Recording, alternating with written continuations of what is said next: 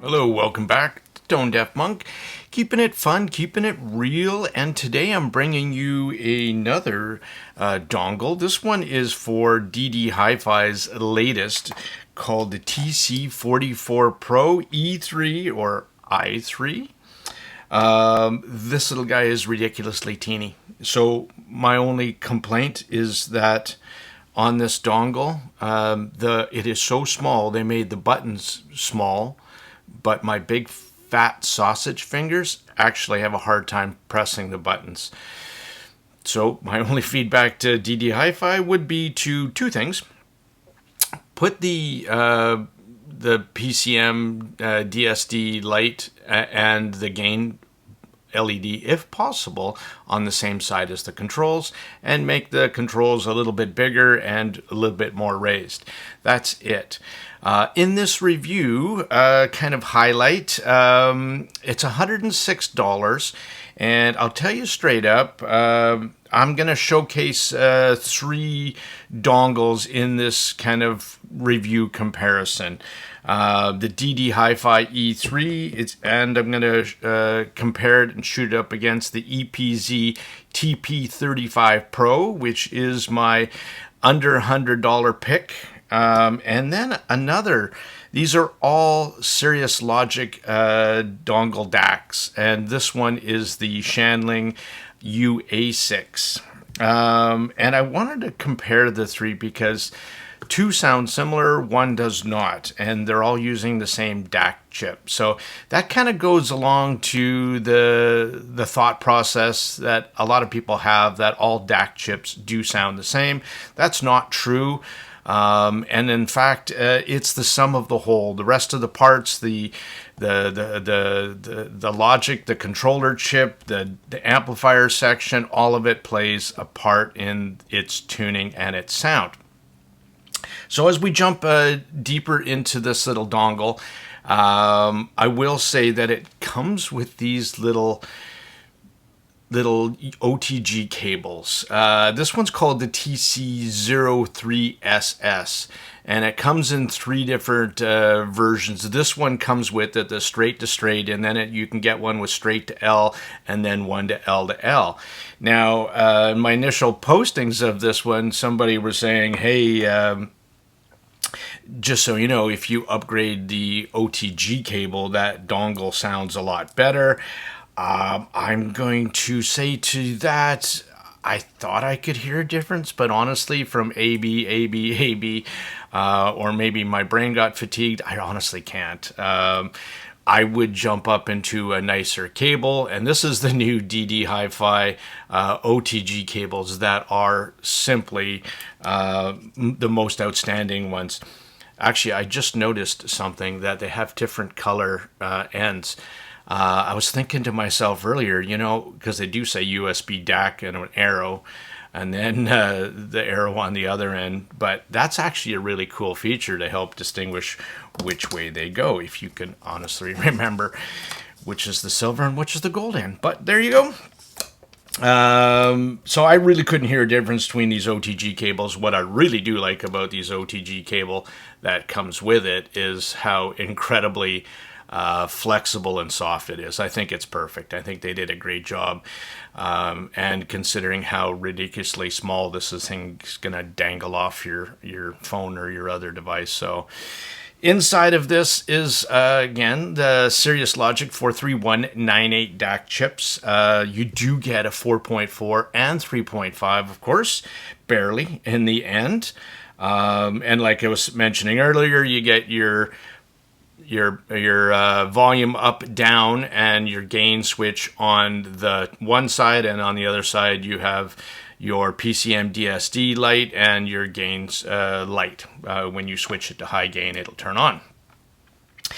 In this little guy, there is 60-step volume independent controls, which I really do like. And when I was playing it with my phone, 60 seemed to be fine. It could control even the most sensitive IMs, no problem stepping up into there.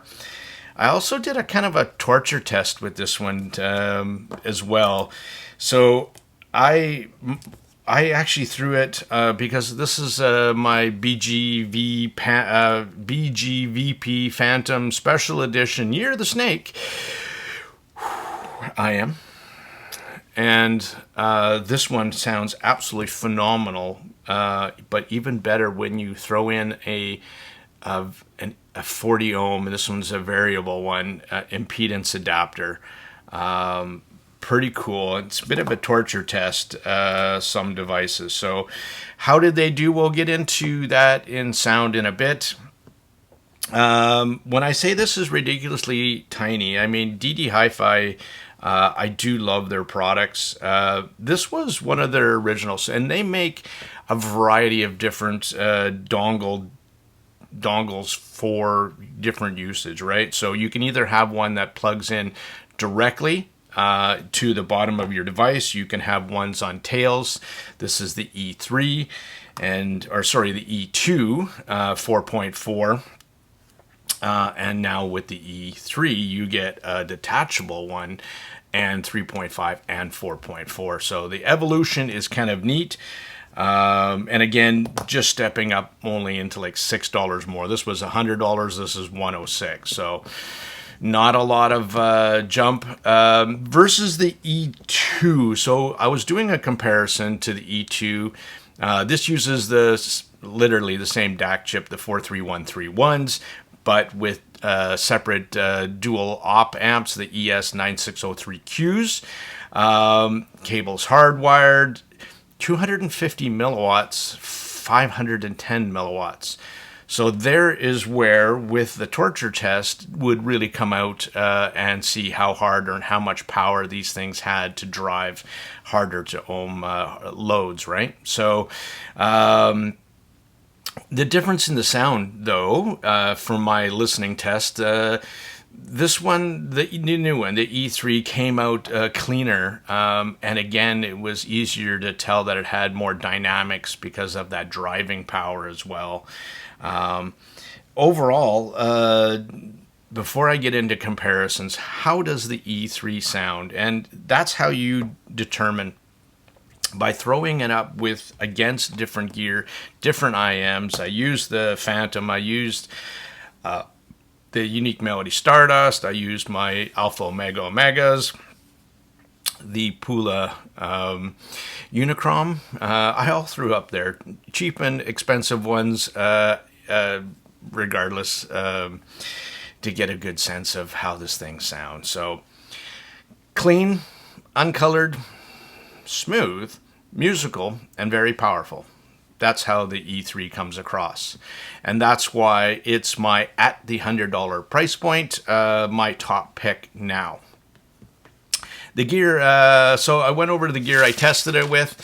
Let's do some comparisons, and let's shoot this thing up against probably the more expensive one. And so this is the SHANLING UA6. It's a regular about $160 US. You can get it right now on sale for about $135. 360 milliwatts, so less power, but you get some baller looking big fat buttons. So some of the things that I liked came with a leather case, color OLED screen, a quad 43131 DAC chips, built-in battery, and an intelligent power supply to make it last. So if you're a marathon user, it's not going to drain your battery of your device. This one is one of those features that you might really like. Has the companion app through the Edict Player app from SHANLING. It has balance controls. It has ability to configure these buttons, whether you want them as volume buttons, or you want them as track buttons. And if you do want them as volume buttons, do you want this thing to control system volume or DAC volume at the 100 steps? So quite configurable, lots of features here. Now this is the one that does sound significantly different than the E3. Stage is more open on the actual E3, and it was a bit more intimate on the UA6. But this is where the difference kind of changed, is whatever SHANLING did with this DAC chip, it does sound warmer, slightly warmer in the mids, especially in comparison to the E3. This sounds less colored and has more clarity. So there was one more thing that I noticed about these two, is that the bass is fuller, kind of more organic sounding, again, kind of the whole theme of this dongle. And the E3 was tighter, punchier, more controlled. So that's the way these two came across. So both have amazing stage as well, and that's one of the things that I praise the SHANLING over. So again, at the 150 mark, this would be my choice. At the $100 mark, this is my choice. And let's throw it up against the EPZ TP35 Pro. Very similar tonality between these two devices. This is actually slightly smaller, again, less thick and narrower. So for size factor, if that's the ultimate goal, the E3 is the clear winner there. They're similar tonality, but different in a few subtle ways. Bass is tighter on the EPZ, but the E3 sounds slightly smoother overall in the presentation, more natural, especially that came out with instrumental. This one also has, at $60 price point right now on sale, some pretty darn good features as well, and that's why it's my top pick under $100. It uses a walk play app that's available for certain devices. It lets you do PEQ adjustments, save them to the device. Pretty cool there. It had some quirks, but I'm sure that'll be worked out. So it really depends on your usage. I mean, if you were going for one with the ultimate marathon battery life and wanted something smoother, then the SHANLING would be your choice. If you wanted to go to, if you're a EQer, then obviously the TP35 Pro will be your choice, especially at that $60 price point. And if you're going strictly for sound quality and build quality, then I can't recommend the E3 highly enough. Really, really clear, clean, uncolored, unboosted sound. Really nice sounding little dongle, especially at that $100 price point. So many of these dongles are coming out now. I've got 4 more incoming.